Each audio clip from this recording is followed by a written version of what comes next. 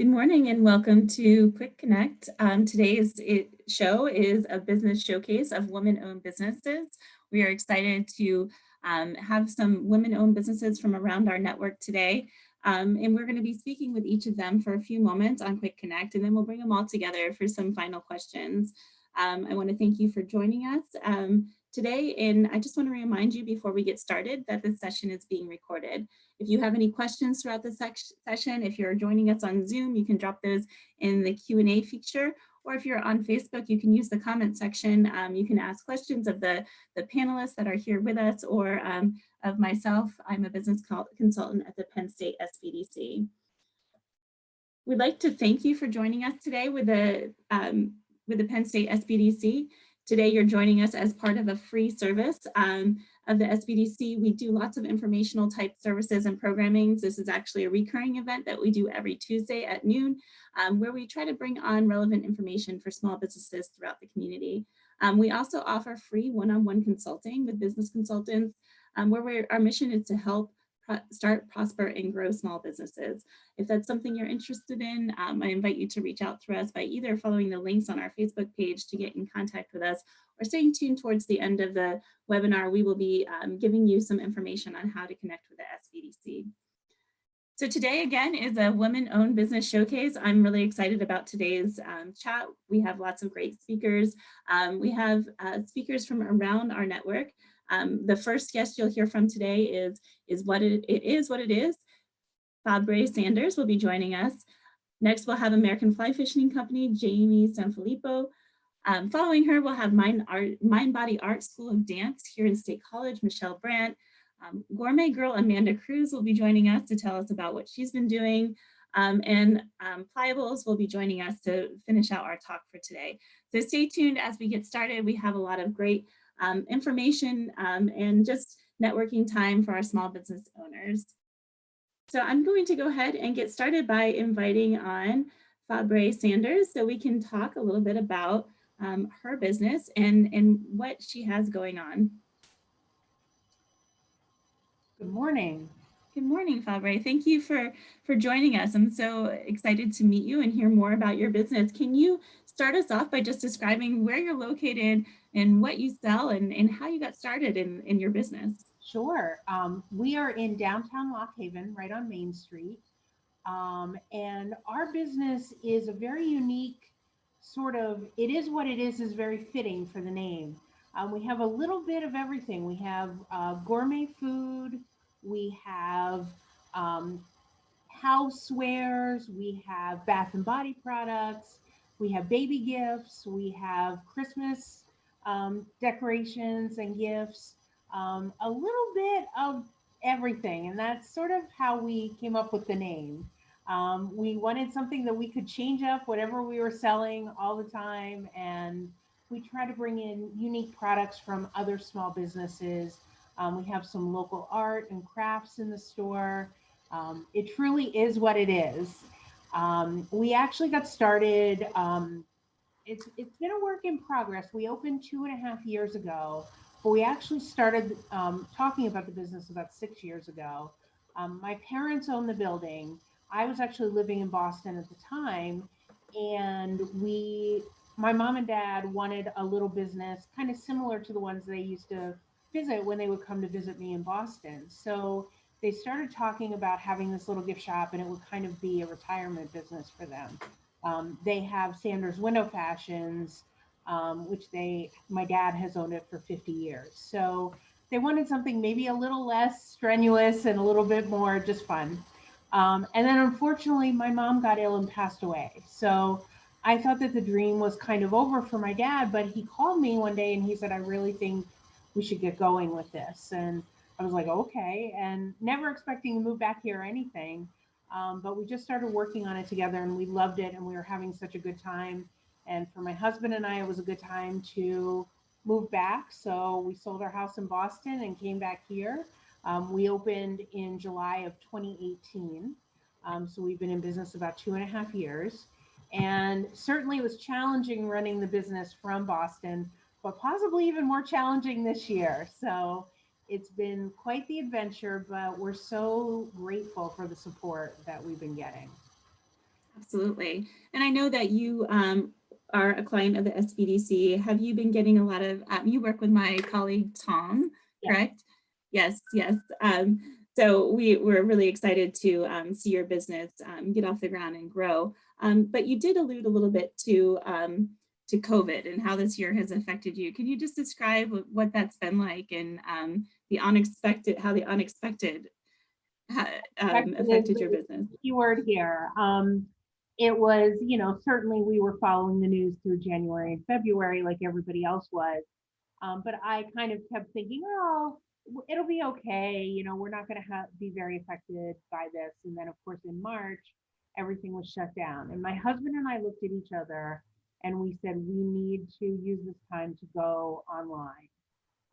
So that's actually what we did. We started selling online through our website with, at first it was shipping only because we weren't even allowed to do curbside, but we did a special shipping rate for COVID and it became very successful. And then we started doing some interactive Facebook Live sales where we would go on for a situation sort of like this, where we would go on and talk about our products for about 45 minutes and people could purchase right through the Facebook sale. So that started in about May. And that's also, we're still going with it. And that's also, been a good part of our business. And then finally, we developed an app that just was released in the App Store about a week and a half ago. And it's soon to be on the Android platform as well. And it's sort of a website on your phone, essentially, where people can purchase, they can actually watch our live videos through the app, and they can also watch the segments on the live where we talk about the different products. And it's especially valuable for things like gourmet foods because we can talk about how to use different products and hopefully it gives people ideas if it's going to be a good fit for their pantry or maybe a gift for somebody that they wouldn't have thought about. So Very cool. I really like that. It seems like you're telling the story behind the products, and that is something. From P31 Sorry, Alexa. You were worried about your dogs, but I have Alexa. Sorry, I don't know that, but I do have a skill you might like. Okay, great. Thank you. Want to try it? Sorry. Okay, so you talked a little bit about going online. Do you have any tips for other retail businesses? Was that an easy process to go online, or do you have any? Did you have to shop around and look for different platforms? Well, we actually went right through our POS system. And they were actually moving it at the speed of lightning when this all started to try to help people do this. So it was pretty seamless for us. It's just certainly a lot of time, but we had the time because the store wasn't open. So we were really able to, spend the time photographing and writing descriptions and things like that for all the items. I would say the advice I would have for other small businesses would be start small. Pick, 20 or 25 of your best selling items and start with those and then add from there. We have over 3,000 SKUs in the store. I think we have probably 2,200 or so online at this point. We just keep adding and working the system. So Yes. it's just a matter of sitting down, forcing yourself to do it, and it's definitely worth the time, or at least it has been for us. And it's also expanded our reach outside of central Pennsylvania, which has been great for us as well. So. Very nice. Now, you did mention that you tried to feature small business products. Do you have, if someone has a product that they'd like to feature or have in your store, is there a way that they can get in contact with you? Certainly, yep.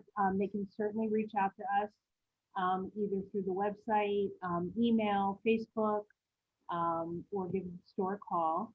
And we're happy to talk to people.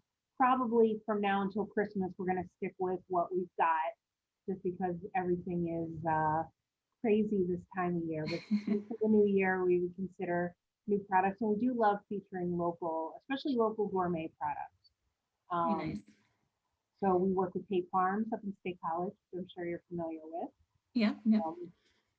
So they're a really neat company that we enjoy. We have a honey vendor from Somerset, which is somewhat close, and we work with a lot of other local. We have a chocolatier in the King of Prussia area, and just some really neat local goat milk, soap vendors, and different local products, as well as national products that are just smaller businesses and small. I love working with female-owned entrepreneurs, businesses, and we just try to pick really great quality products. Yeah. Well, yours sounds like a great one-stop shop for Christmas shopping. So we've dropped your website onto the Facebook page and as well as in the Zoom. So thank you so much for joining. Stick around. I'm going to bring you back on at the end if you don't mind. But I'm going to bring our next guest on now. I'd like to welcome Jamie Sanfilippo from American Fly Fishing Company. We're shifting gears a little bit. And can you tell us about your business? What do you do? Sure. My business is called American Fly Fishing Company, like you said. I provide professional fly fishing instruction and guiding services in central Pennsylvania. I also sell some products, apparel, stickers, t-shirts, hats, and a few other items through my website as well. Very nice, very nice. And so how did you get started? Did you grow up fly fishing? What brought you to this industry? Yeah, I mean, I definitely grew up fishing, started fly fishing right out of college. But, fly fishing, jobs in the fly fishing industry are not exactly what I would call abundant. Your options are either guiding for a local fly fishing shop or outfitter, or being an independent fly fishing guide. Being an independent guide was a no-brainer for me, for a few different reasons. If you do work for a local fly shop, you are tied to the reputation of that fly shop. So there are really no shops or outfitters that I wanted to be associated with.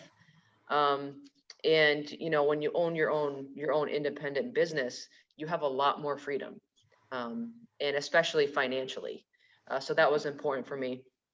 And female fly fishing guides are rare and unique, and I wanted to start a rare and unique business. Yeah, that it is one, and I'm so glad you could join us and tell us more about it. Yeah. So who's your client, and what do you bring to the community here? Do people come from out of town to Yes. work with you? Yeah. Yes, Okay, can you absolutely. tell us a little bit about that? Yeah. So, well, something people probably don't know is that if people choose to purchase, items through my website, any kind of apparel or items like that, they're also supporting other local small businesses. I choose to have my products made locally. So, I personally believe in supporting other small businesses, and especially, other female small businesses. So that's important. But yeah, most of my clients, I get a good mixture of men and women, and the majority of them come from out of town. So they come here and they stay in Airbnbs. They stay in bed and breakfasts. They purchase items from local fly fishing shops and local stores and local restaurants. So yeah, by supporting, my business, you're also supporting many other small businesses in the area. That's amazing. That's great. And so what about COVID? How did that affect your business? Yeah. I'm sure just like everyone else on this webinar, my business was definitely affected. My business is, 2 years old. This is only my second season as a true independent fly fishing guide. I own a growing business, and I think the first few years are just absolutely crucial. And the first 3 years or so will determine whether that business is successful or not. So unfortunately, my business was shut down. It was shut down during COVID, and it was shut down during prime time fly fishing season and prime time guiding season as well. So, as a new growing business, I don't think I will ever know truly the long-term consequences that has had on my business. But I can tell you that, whatever momentum that my business was making, it came to just an abrupt stop. Short-term consequences, I think, are a little bit more measurable. I can tell you that because my business was shut down, I did lose clients and I did lose revenue. So I'm now working harder than I ever was before, trying to make up for that lost time and that lost revenue.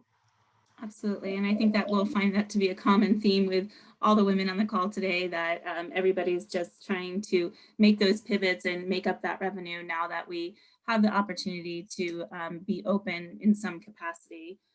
So what's next? How can people engage with you to move forward if they'd like to do fly fishing? Or what do you see for the future for your business, maybe into next season?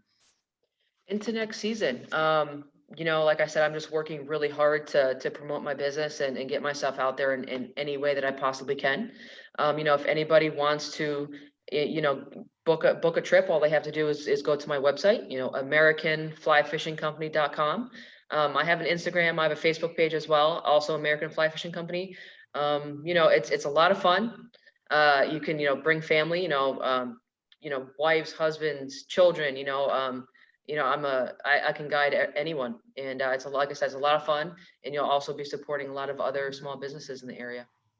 Yeah, that does sound like a great trip to central Pennsylvania. So I thank you so much for what you do and all your work to bring other small businesses together between the products that you sell and it's referring people to Airbnbs that are locally. I think there's a good synergy between your business and the community. So thank you for what you do. And we look forward to supporting you some more throughout this. So if you don't mind, I'm going to bring on the next guest, but if you could stick around, we'll bring you back on at the end to chat a little bit more. So next I'd like to welcome Michelle Branch. She owns Mind Body Art School of Dance. And she's another new business owner that's maybe just a couple years old. How long have you been in business, Michelle? This is our 4th season. So Okay. yeah, it's still new, very new. Yes.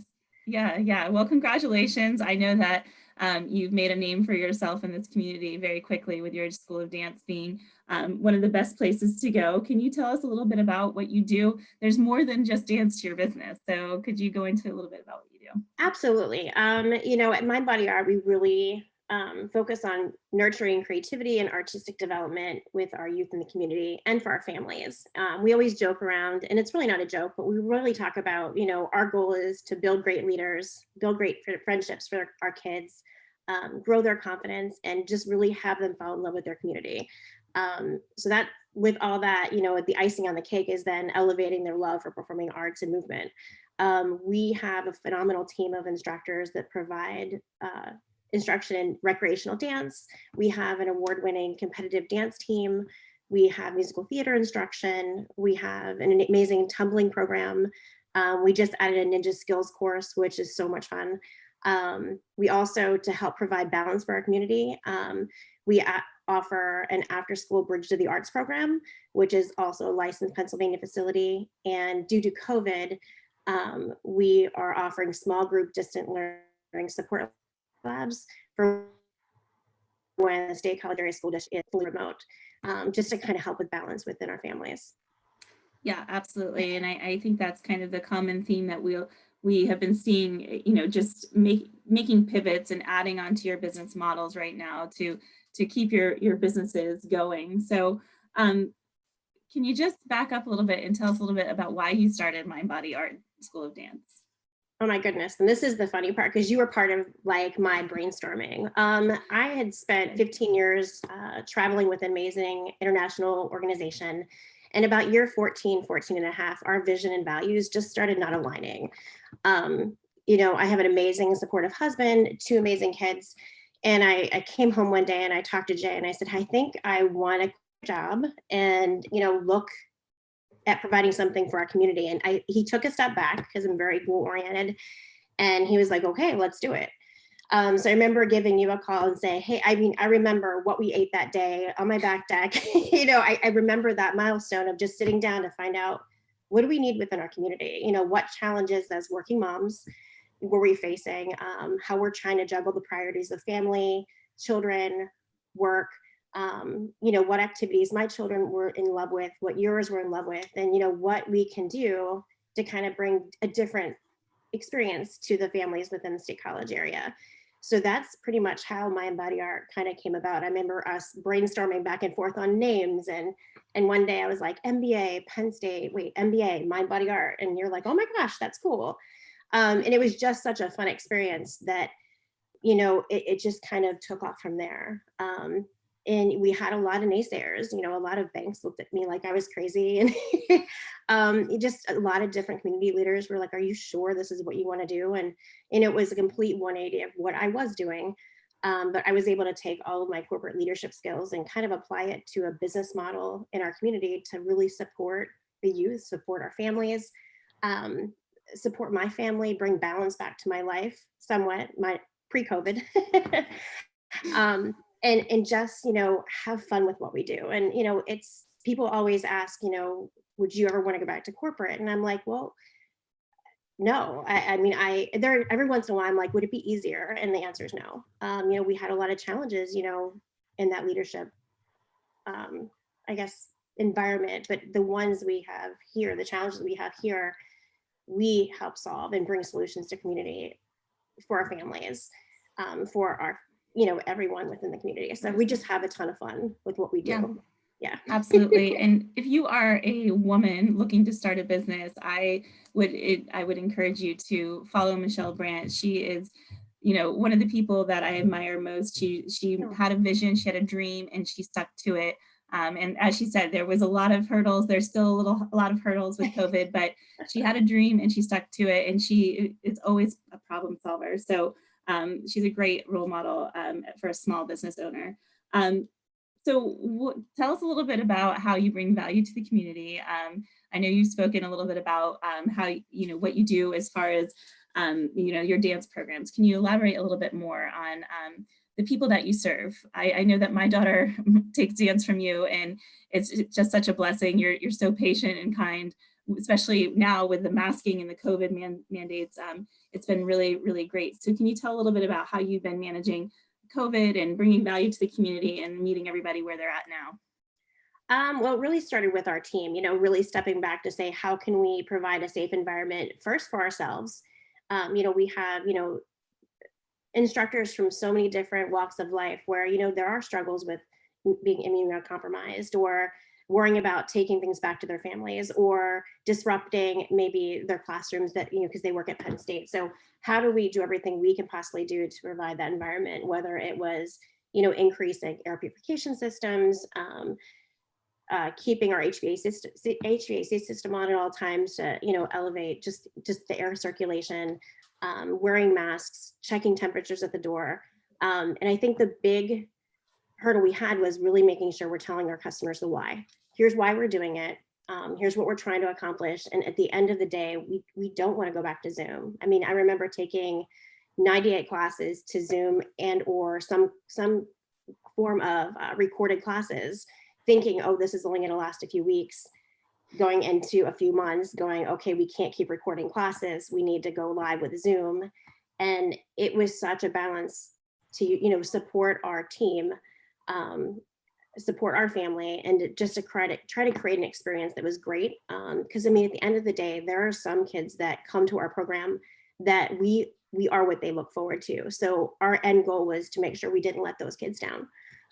Because whether it was from just the support we give, the positive encouragement, with COVID, I mean, everybody was facing dilemma. We didn't want our kids facing dilemma, and our students. I mean, they didn't ask for this, or our job and our goal was to try to overcome that and give them some sort of consistency and joy with what we do at Mind Body Art. Absolutely. And we've shared the link to Mind Body Art School of Dance in our chat on Zoom and on Facebook. I encourage anybody who is interested in checking out the programs that Michelle has. She doesn't miss a beat in her safety protocols. I've witnessed it myself. She's an extremely thorough person. Can you talk a little bit more? We have just a few more minutes about how the local community can help to support small businesses going forward as we continue to navigate this pandemic and recovery. I think for our community, just remain curious. Don't assume that something might not work in this COVID environment. Pick up the phone, ask questions, set up a meeting with your local businesses, and just if there's a need that your family has or your children have, don't say because of COVID it's not going to work. Just find out and see if it's right for your families. We do a lot, but again, we don't meet everyone's needs because there are some people that just cannot take those risks during COVID. But, we, between our recorded classes or our Zoom classes and our live classes, we try to meet as many needs as possible. Absolutely. Well, thank you so much for telling us about your business. Stick around like everybody else. I'm going to bring you back on the end. But thank you for sharing about your business. We really Thank you for enjoy having hearing me. from you. Yeah, absolutely. So next up, I have my friend and gourmet girl, Amanda Cruz. Hi, Amanda. How are you? Oh, good. Thanks for having me. Yes, thank you. So I really am excited to have you on because you have made a huge pivot during COVID, and I can't wait for you to describe kind of what you dove into and what problem you solved. But can you tell us a little bit about how you got started with your business, and then we can kind of transition into what you're doing now. Sure. So going back to how I got started, feels like a lifetime ago. I was actually an elementary teacher with a background in ed and early childhood ed, but always dabbled in entertaining and food and cooking, and kind of was the person people would reach out to for baby showers and, organizing parties. So I really started my personal chef work as a hobby while I was teaching, never intending to leave teaching. I was only a few years in out of college, and it just quickly grew by referrals. So I went full time in 2011 with the personal chef business, and then have been doing that in clients' homes. Typically, we handle the menu planning, the grocery shopping, and the cooking, clean up, leave the instructions, and we serve a certain number of clients every week. And so in the middle of all this, we kind of hit the stop button in March, like everyone else, and then kind of decided how we were going to do it safely going forward. So we began renting commercial kitchen space and offering doorstep delivery. And with that, our weekly schedule just shifted completely to, instead of being in client homes 4 or 5 days a week, we packed everything into 2 very long days in our commercial space. So that freed up some time in my schedule to just kind of dabble in this fun grazing board project, which has really taken a big front seat in the business. And it was really just a let's try this and see if people are interested in it kind of thing. And it was really fun for me and creative for me. And then from there, just really took off. So now we also offer gourmet grazing boards and boxes. We try to include as many high quality, locally sourced ingredients as we can in those. And they really create a special date night, ladies' night experience, and just overall easy entertaining for people. Yes, and if you're not following Amanda on Facebook and Instagram, her boxes are beautiful, and I encourage you to check those out and even order one for this weekend. She has an amazing Halloween box. Are you still offering your Halloween box? We do. We have one of each left in the shop. So if someone wants the combo box that has our typical cheese and charcuterie and artisan crackers with the Halloween goodies, which include a cupcake from the Cakery in Bellefonte and a handmade cookie from Giovanna's Gourmets in there as well. So we have one of those, or we could sub 2 minis in place of that. And then we also have a mini still left in the shop. And the minis are just the sweets, so the little mini boo boxes. Very nice, very nice. And so this is something you do too. You kind of alluded to it, but you partner a lot with small businesses throughout the area. Can you describe a little bit how you source your ingredients and where they come from? Yeah, so that really started, we were putting the boxes together, and we started doing a giveaway with Rothrock Wood Project, those beautiful wood charcuterie boards and other things that Scott makes. And then also with JL Farm and Cidery for Father's Day. And JL Farm and Cidery invited us to come there to set up for our customers to pick up. So that's really where partnering with these other businesses really took off. So we partner with them as a pickup. We partner with Happy Valley Winery, and we're in those places on Fridays. And then we also just began partnering with Main Bay and Berry, so our customers can go in during the week and grab things out of a retail fridge that we'll have there. And we'll also have some Saturday pickups for football Saturdays and Halloween happening at Main Banbury. But as far as the ingredient side of things, Bonfado's in Bellefonte has been amazing. They're providing us with really high quality charcuterie ingredients. They're awesome at suggesting things for us when they know we're doing a particular theme, like a spicy box. And they get a lot of products imported from Italy with like the highest quality labeling that Italy gives to those products. So I feel like I can always trust what they're sending our way, that it's going to be great, and it really is. And then also with Tate Farm, we use a lot of their jams and chutneys and fruit spreads for our boxes. They're in almost all of our platters that we do. Those are really fun and seasonal. And then also during the growing season, we were able to source more from Way Fruit Farm and Bee Tree Berry Farm. So we're getting into a trickier season as far as produce goes, but with cheeses and charcuterie and the other accompaniments, we're still able to get a lot of those locally right now. Wow. You know, what we discussed the other day was how important partnerships are to small businesses right now. And even just in general, partnerships are a huge part of a business model for any small business. And you just alluded to probably about 10 different small businesses in State College or in the surrounding area that you partner with. And that's really great. And I encourage anybody listening to these talks not to undervalue partnerships throughout your community. So what's coming up next for you? How do you see your business evolving or growing through the winter and into the new year? Right now, we've had a lot of interest in single serving items, snacks, and mini grazes that people can use for whether it's a socially distant book club or little thinking of you gifts for neighbors or teachers, or someone took one to their chiropractor, you know, things like that are really popular right now. Also just ways, some people are doing the platters for gathering with family or close friends for some tailgating for football weekends. So those are popular. We have a home team. We have some home team boards in our online shop right now that again feature some cookies from Giovanna's in there, and they're little Penn State themed cookies for football games or people that are Penn State fans. We'll also have more holiday boards going into the holidays. And then in the new year, we have some fun ideas for some DIY grazing board kits and some breakfast boxes that'll be fun for people that maybe want to wake up on Saturday morning and just have a lazy, cozy Saturday with some locally sourced fun grazing items. Wow, it all sounds so amazing. How do people order your boxes? What's the best way if someone wants to grab a box? How far in advance do they need to order? Okay, so typically for our Friday orders, which is really our biggest day right now, since a lot of people want them for the weekend, we have a cutoff at midnight on Wednesday. So they would they can find us through social media. We always have our website listed in our posts, and they could click right through to our shop on our website. So it's gourmetgirlpersonalchef.com/shop. But if you go to the website, you can find the box and board tab easily. And then they would just place an order there. All our products are listed. If anyone has issues with gluten or nuts or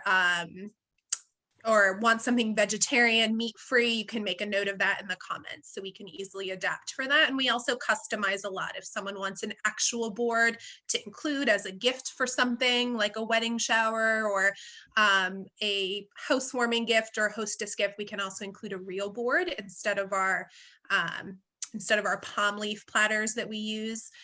So all of that goes right through the website, but any questions you can email us or put through on our social media direct message and we can get back to you. Awesome. Well, thank you so much for joining us. I know that we dropped your information into our chat in Zoom and on Facebook.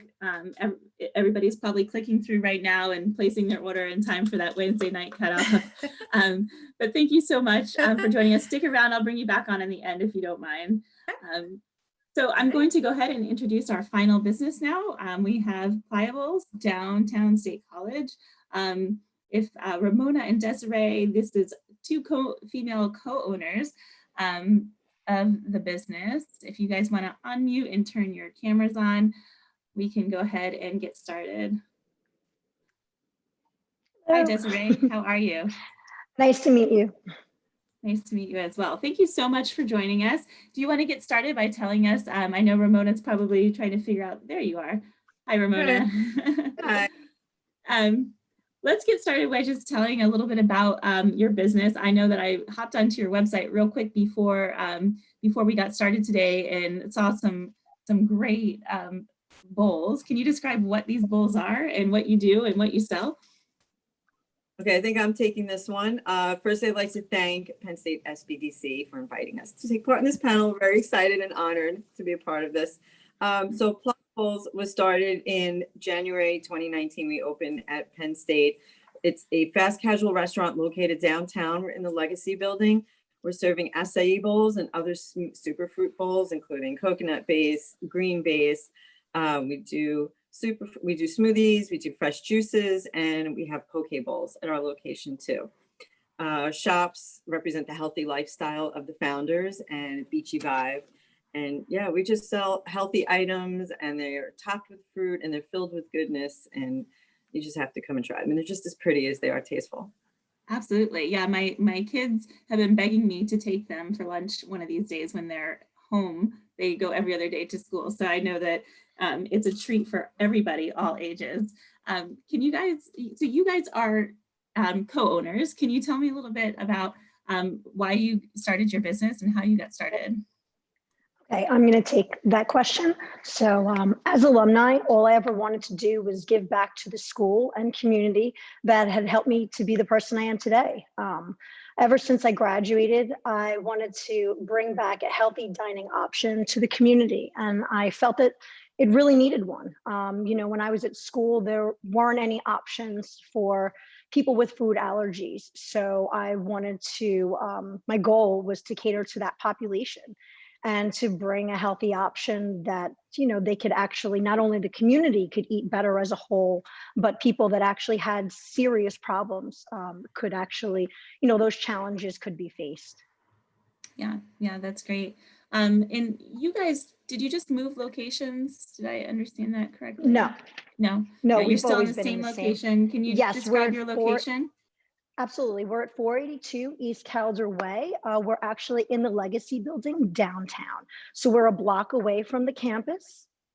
And yep, we've been there since 2019. January 12th was our big opening day. So COVID was quite a struggle.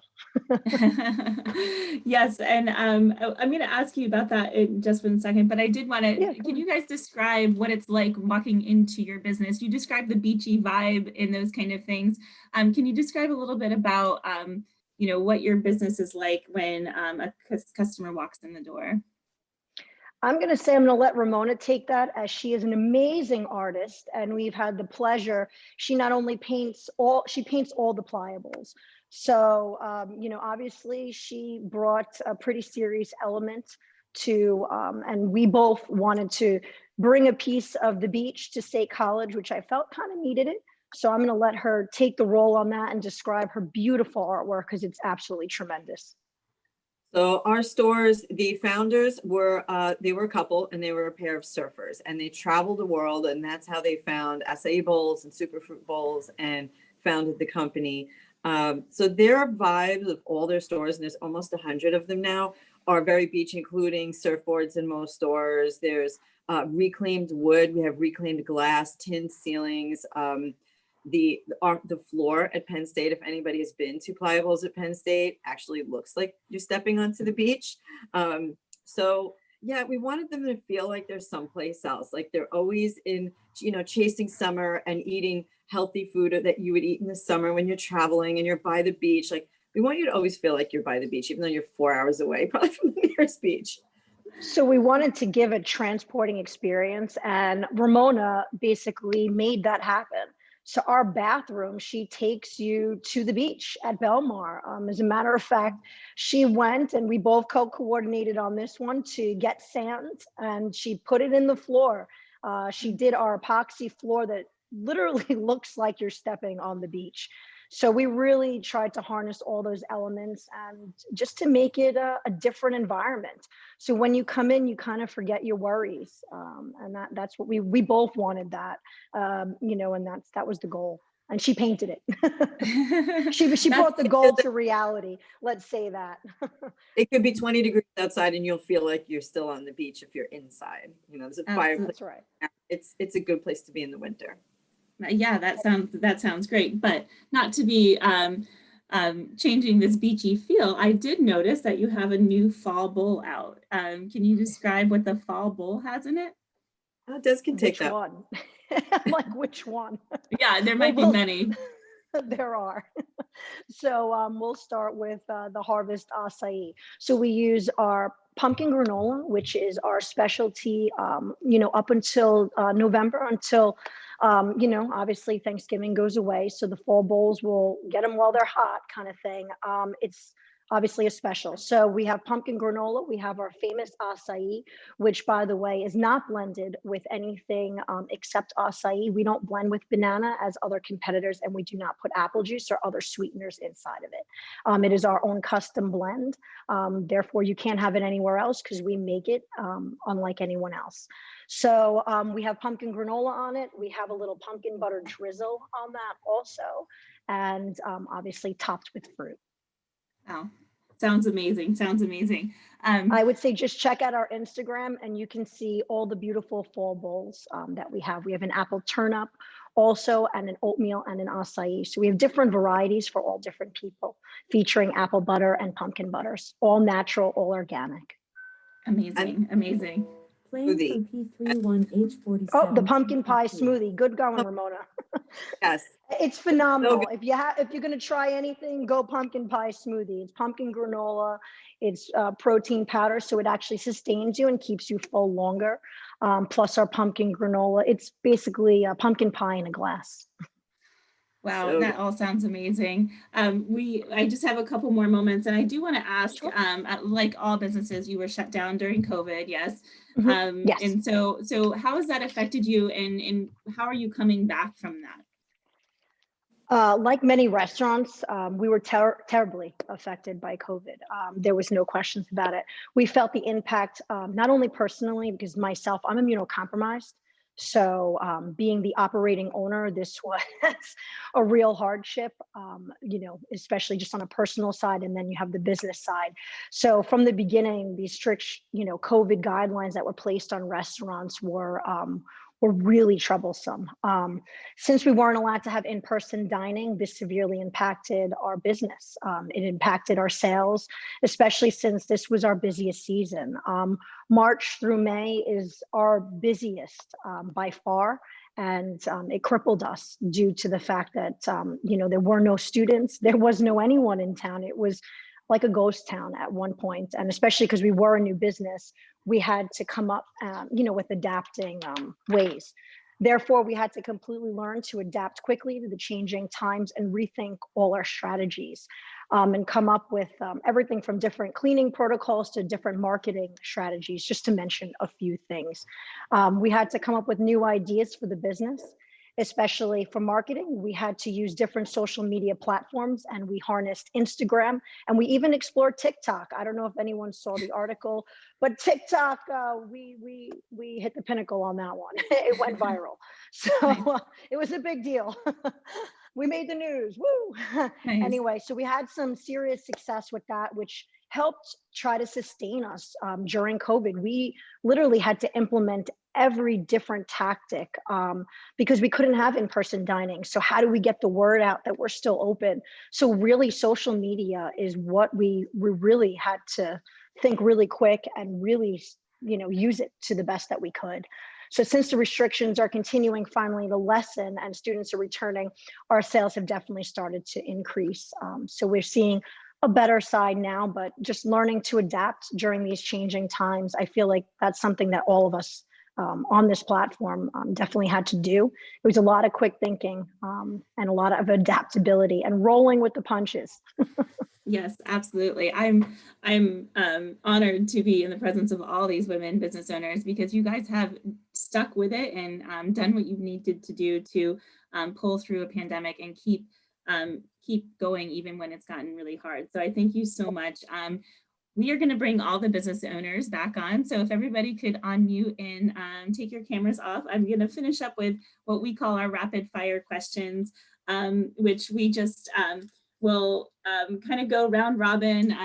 Again, thank you guys so much for joining us. So I'm going to start with Fabre with this question. If the audience could walk away from today with one key takeaway, what would you want it to be? I would say one key takeaway would be shop local first. It's been really fun listening to everybody's business, and I realize how many unique businesses we have in the area. So consider for your holiday shopping, instead of just going, to a big box store or online to a big box warehouse, consider some of your local stores. These are your neighbors, your friends, the people who support your fundraisers, the people who come out to your kids' sporting events. Consider your local businesses first this year for holiday. And even if you're not sure quite what to get, a gift certificate is always a good idea. And, support your friends and neighbors. It's really, really important this year. We need your help.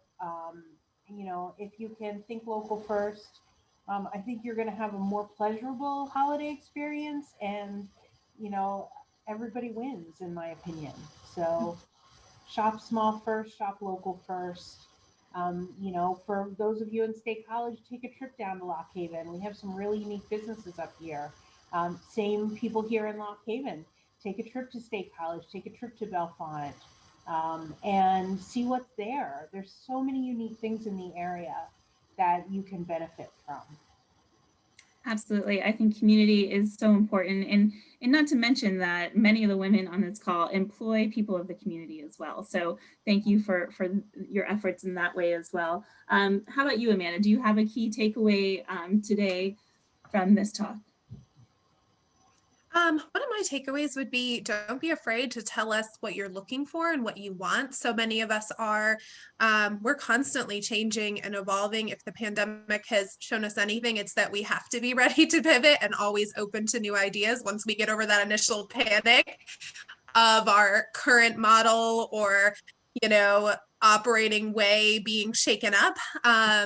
So don't be afraid to tell us what you're looking for, what you want, and maybe we can make it happen or work with you. So I'm constantly looking for feedback from our customers, especially with this new angle to my business, wanting to know what are people interested in, what are they excited about as we're heading into new seasons and new times during the year. So we want to hear from you. We really value your feedback. Absolutely. And to that point, I've dropped all your websites into the chat and on the comments of Facebook. So reach out to these small business owners. I have another question, and we'll start with Ramona. Can you describe your favorite entrepreneur and why? Okay, so anybody that knows me knows I'm obsessed with hearing stories about entrepreneurs and founders and mistakes they've made and the ideas they've had. And honestly, my favorite entrepreneurs are Rob and Abby that started Pliables. I've seen them grow. I've seen them from the beginning. I never get tired of hearing them tell the story. They're constantly working on it, growing the business. They started from a push cart, and now there's almost 100 stores and another 60 to come next year. So they just amaze me on a daily basis what they do, like their creativity and vision. It's just, they're the top of they're up there. That's great. That's great. And daily inspiring. Yeah, and that's when I ask this question weekly to all my guests, it's the American dream, to start from nothing and to grow it into something, and to do it in a way that is inspiring to others. I think that is amazing. Jamie, how about you? Do you have a favorite entrepreneur, and if so, why? So I don't have a specific person that I would really call my favorite, but I look up to anyone that takes the risk to start and own their own business and be independent. Anyone who works hard to provide for themselves and for their family, and any entrepreneur who uses their small business to give back to people in need and to give back to their community. I look up to those people. That's a great point, Jamie. I think that, it's a struggle to be a small business owner and to be a woman-owned business. And you guys have demonstrated how you can do it. And I encourage anybody listening that might want to start a small business, to take that step. At the Small Business Development Center, we can help hold your hand and walk you through it. We can match you up with mentors of other small businesses owners as well. Okay, I have one more question before we have to finish up, and I'm going to give this one to Michelle to start out. Can you describe your favorite small business experience? Really, I think it really goes back to collaboration. So I would say as Mind Body Art. So probably about a year ago, Nittany Ballet and I kind of joined forces for the Theater and Dance Fest. And it was so amazing because it was showing how two amazing organizations kind of could come together to create an experience for their students in the community and have each other walk away in all of the other programming. And I think working together, working smarter to meet the needs of our community and in the arts was probably one of my favorite in the last year. I mean, there's a lot of COVID stories. There's a lot of, but I think a lot of times, just like this call, we progress and get better and remain stronger when we work together. So that was probably one of my favorite. That's a great point. And, I've been a business consultant for almost a year now, and, I'm starting to see the necessity of partnerships throughout the community. And it doesn't mean you have to partner with your competition, but finding complementary businesses that that can help you to grow and to prosper. And I think, really talking to other businesses and getting out there and creating those partnerships is essential. Desiree, why don't you finish this up? Do you have a favorite small business experience? I do. My favorite and most proudest moment, I'd actually say, came 3 weeks after opening our restaurant in 2019. We were part of Thon. We're actually quite a large sponsor of Thon. And to be, as alumni, I was always, part of Thon as a student, but to be on the donor side and just to be on the floor of Thon and to be able to give back to the community in such a large way. That's my favorite small business success story, because we not only take part of Thon, that was only the beginning. So that was my proudest moment. Then we went to further on do Coaches vs. Cancer, Homecoming, Women Empowered Seminar, the YMCA Wellness event for the children, the 5K bunny race. There've just been such proud, awesome moments. But to give back is my proudest achievement. That's what the business made possible. Yes. And that's been a common theme. As I said, I ask this question every week of my guests on Quick Connect, and, businesses that have some type of way that they give back to the community are always, just looked fondly upon. And now I think I'm going to encourage the community to give back to the small businesses, especially as we approach the holiday season. We really hope that, we've been able to feature your businesses. And if you're listening here on Facebook, or if you're joining us after, I encourage you to reach out to these small businesses and engage your community this holiday season. I'm going to go ahead and finish this up, and I thank you all for joining us. If you have any questions or want to reach these businesses, you can reach out to the Small Business Development Center. You can also find them on our Facebook page. So thank you again to all the guests today. We had Playa Bowles from State College, Michelle Brandt from Mind Body Art Studio, Amanda Cruz, gourmet girl with her grazing boxes and her personal chef services, Fabre Sanders from It Is What It Is. If you're looking for holiday shopping, she's got lots of local gifts. And finally, Jamie Sanfilippo with American Fly Fishing Company. She partners a lot with local businesses, and she's still running fly fishing expeditions, so join her on that. We spoke a lot today about what we're going to do to help businesses over the holiday season. And coming up in November for the Quick Connect series, we are going to be going over Shop Small and what you can do to support Shop Small, but not only that, as a small business, what you can do to prepare for the holidays. We'll be going through marketing, we'll be giving tips on credit card processing, we'll be talking to local economic development centers on how they're helping to promote small businesses. And finally, we'll finish up the month with another small business showcase where we bring on businesses that you can shop with. So join us in November. We do this every Tuesday at noon. So join us. We'd love to have you. If you need to get in touch with the SBDC, the information has been dropped in the comments or the chats. It's also here, but you can also follow us on social media, Facebook, LinkedIn, Instagram, and Twitter. We are on all those platforms, and we're constantly dropping information. In fact, we will be adding information about our small businesses that we featured this week on those platforms. So check us out. Thank you guys again so much for joining us on Quick Connect. We will see you next week.